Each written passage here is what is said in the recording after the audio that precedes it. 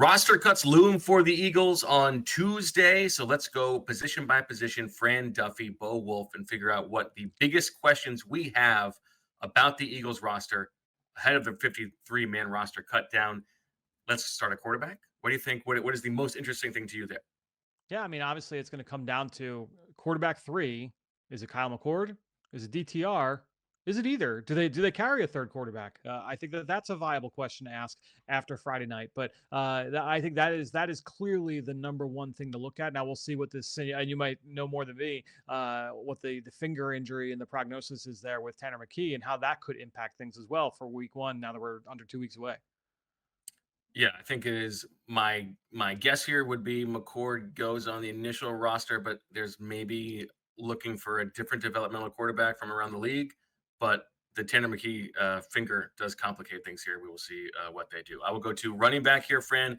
To me, similarly, it is AJ Dillon versus Montrell Johnson versus the field from the rest of the NFL.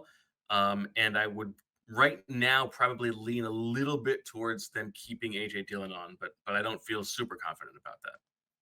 Yeah, and obviously you can get into the whole thing about making his contract, vested and or making it guaranteed and everything. With keeping him on the roster for Week 1 as opposed to trying to bring him back for Week 2, do they try and play those kind of games for a team that obviously knows that their bread and butter last year was running the football? How important is it to be able to do that? He was kept on ice on Friday night along with Will Shipley, he being AJ Dillon. So I agree that is the number one thing certainly at running back. For me, at receiver, honestly, this is pretty cut and dry for me. I mean, after the unfortunate injury this week to Johnny Wilson, and with him going on injury reserve, we know that who the top three receivers are, on this team. Maybe there's a debate on whether or not the third receiver is in question, but to me, we know who the four receivers are. And Darius Cooper is going to be on this roster in my mind. So I think when you put AJ Brown, Devontae Smith, Jahan Dotson, Darius Cooper, now it comes down to John Metchie. My guess is he makes the team. I think that John Mechie's on the team as a fourth, fifth receiver. I don't know that Ainias Smith makes it, but I guess that's the question now: is does Ainias Smith make it as wide receiver 6 as the slot underneath slot receiver and punt returner? Is that enough? I think that's a big question. I think it is possible that they keep 6 because if they don't keep an Ainias Smith, they don't have a punt returner Week 1.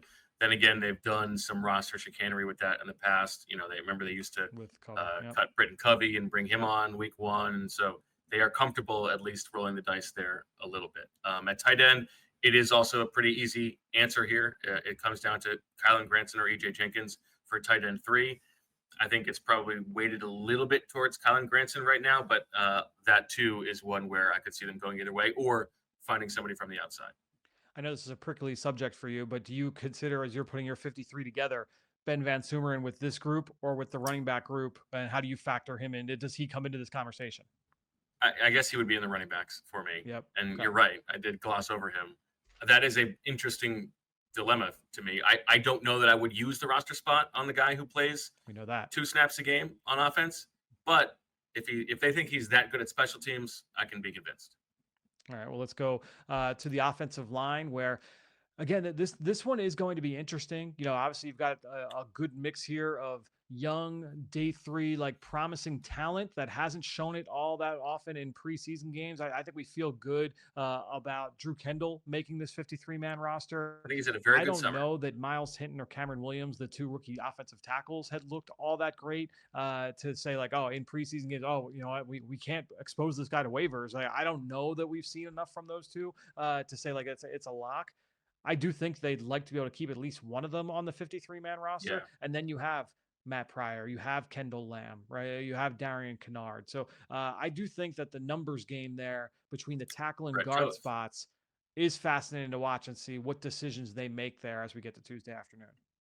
And Landon Dickerson's health is a factor here because if he's not going to be ready for Week 1, do they keep Brett Toth on the roster? And is he going to be the interim starting left guard? Kendall Lamb, who you mentioned, did have a very tough final preseason game against the Jets from first watch, so that is not ideal in his favor. I think this is the place where we're going to be surprised by exactly what they do with the offensive line, and we'll ruin a bunch of roster prediction contestants ballots. Defensive side of the ball, To me, it is a defensive tackle. Do they keep 6? Given the strength of the roster where it might be elsewhere, can you get away with keeping Byron Young as the 6? Because I do believe that Gabe Hall and Ty Robinson will make this team, in addition to the top 3. And then on the edge, I mean, what do? Josh Uche has had a pretty good summer, but he's got an injury right now. How serious is it? We don't know. Is Azeez Ojulari going to make the team? Is Patrick Johnson going to make the team? Could they shockingly keep Antoine Powell-Ryland after the summer he had, but a nice sack? Or more likely, does Howie Roseman use one of his draft picks to go out and get like a better quality edge rusher to add to this group? Yeah, I still think just based off this offseason and the salary implications, I don't imagine them going for one of like the high priced vets. I know that there's Sure. a portion of the fan base that thinks that there's that kind of move is possible. That would surprise me. As much as like that would fit the bill in years past. I just don't know that they're in position to do something like that now. But if there is a young guy on an expiring contract on a rookie deal that you can go and make that move for, that's the thing. Like we didn't know 4 years ago or 3 years ago that C.J. Gardner-Johnson was available from the New Orleans Saints until they made that trade. Jahan Dotson last year, there was probably more breadcrumbs pointing to that, but that's a tough one for us to be able to pinpoint. But yeah, I agree with you in terms of like the outside linebacker. That is going to be a fascinating one to watch and see what decisions they make there. At off-ball linebacker, I do think this is another one that's pretty cut and dry. It really does Yeah. feel like Zach Bond and Jahad Campbell are going to be your starters. We know Nakobe Dean is going to start on the sideline. So then you go in with Jeremiah Trotter Jr. and Smile Munden as your 2 backups. And then it's a matter of, all right, well, do you like Lance Dixon enough or Dallas Gant enough to get them on the 53? My gut says no. I think you're probably looking at Lance Dixon as more of a practice squad candidate. But I think that this one is of all the positions on the roster, is probably the cleanest Probably. in terms of the decision-making standpoint. I think you're probably right. At corner, all of the intrigue is about who's going to start week 1. Right. I think there's probably a little bit less about the roster, but there is some. Now, obviously, Quinyon Mitchell is going to be on this team. Keely Ringo is battling an injury, but I think he makes the team. Jacorian Bennett. Adoree Jackson is actually a fascinating one to me. Now, he did not play in the preseason finale. He has taken most of the reps with the ones over the past week of practice.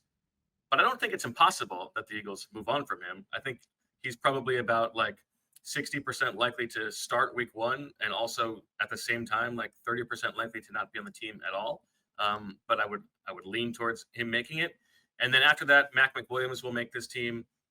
And that's probably it. They could add somebody from elsewhere. I do think that this is probably the end of the line for Eli Ricks on the 53-man roster.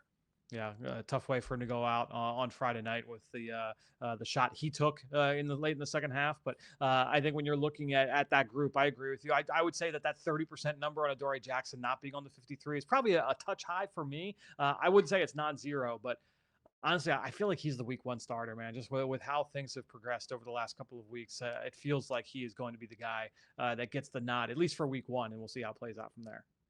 All right. Anything at safety? Safety.